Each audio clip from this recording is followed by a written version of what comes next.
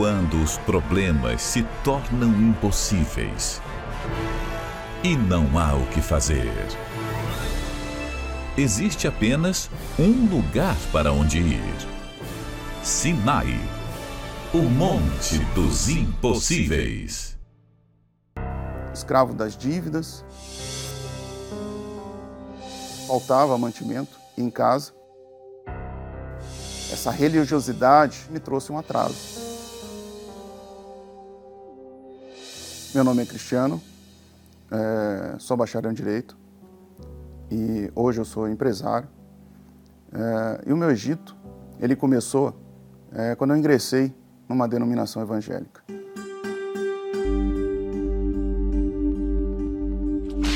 Era uma igreja tradicional, né?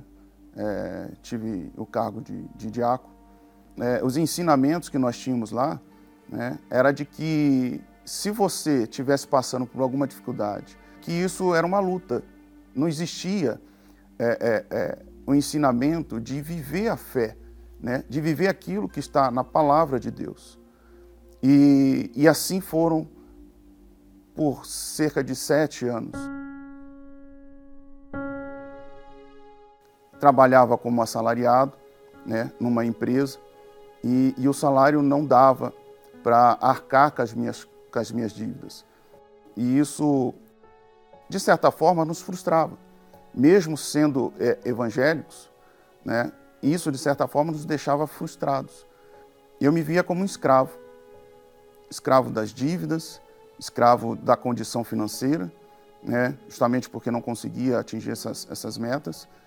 De certa forma que, em algumas ocasiões, eu não tinha dinheiro para combustível, faltava mantimento em casa, né? Então tinha que correr para a ajuda de alguns familiares.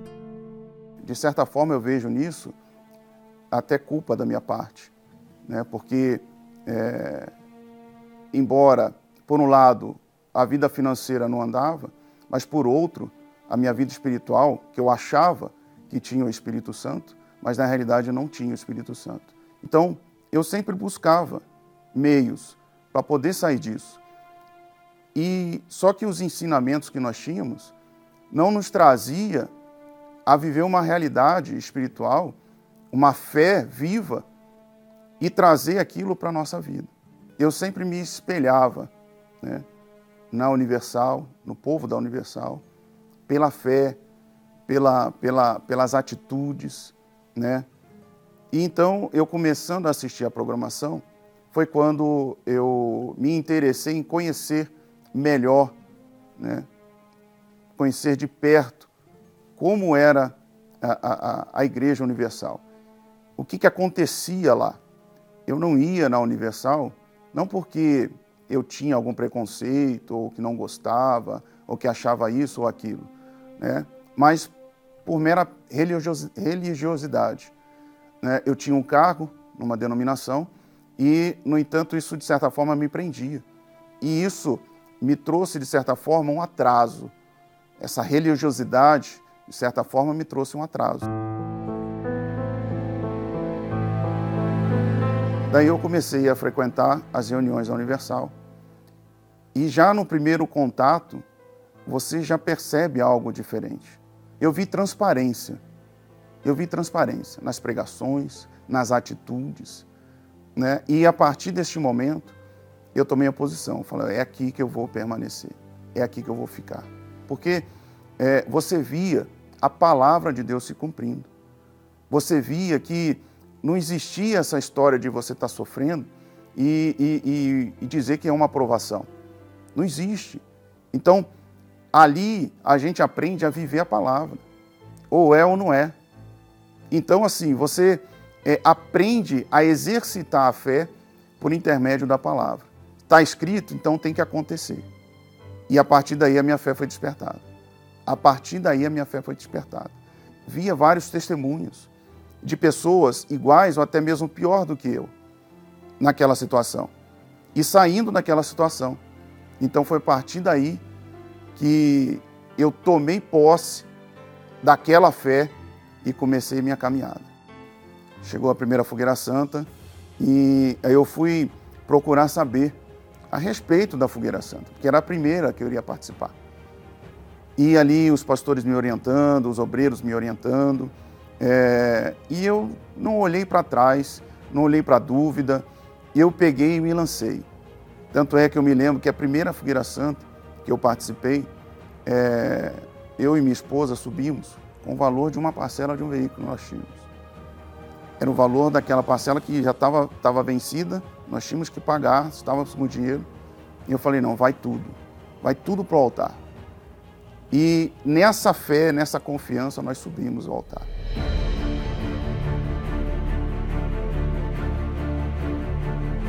Eu me lembro que quando eu subi realmente chorando. Tanto eu quanto a minha esposa, subimos juntos, porque até então nós não tínhamos esse costume, né? E aquilo, parecia que nós estávamos tirando de dentro de nós. E deixamos aquilo em cima do altar. Deixamos em cima do altar, mas foi a passagem de subir até o outro lado do altar e descer. E quando nós descemos, uma paz tomou as nossas vidas. E ali a certeza de que nós havíamos feito o certo, o correto. O pós-altar foi algo sobrenatural. Foi algo sobrenatural. Foi esplêndido. A nossa primeira experiência no altar, a nossa primeira experiência de fé, essa vida foi começando a se transformar. Nós começamos a ter objetivos, nós começamos a ter visão de negócios, né?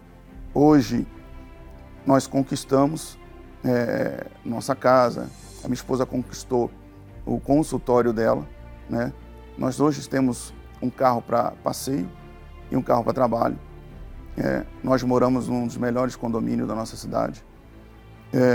Nós temos apartamento na praia, nós temos cotas imobiliárias, minha casa maravilhosa, uma casa aconchegante. Vivemos uma vida como o Todo-Poderoso de Israel, como a grandeza do nosso Deus, o Deus que nós vivemos hoje, pela fé no altar. Eu aprendi com o altar a viver uma fé sobrenatural, porque antes, muito embora vivia aquela religiosidade, né, e não vivia uma fé verdadeira, né, no altar nós aprendemos a viver por essa fé verdadeira. Então, quem vive numa religiosidade acha que vive uma fé, mas na realidade não vive essa fé, vive uma religião. Então nós que vivemos a fé no altar, nós vivemos a palavra, porque a palavra é sacrifício, a palavra de Deus é sacrifício. E hoje eu sou plenamente satisfeito, né? Porque o altar, ele me deu uma família maravilhosa, me deu uma boa condição financeira, me deu uma empresa, deu o consultório da minha esposa e acima de tudo, do altar veio o maior presente que eu pude receber da parte de Deus, que é o Espírito Santo. Hoje eu tenho paz, hoje eu durmo bem, hoje eu tenho alegria.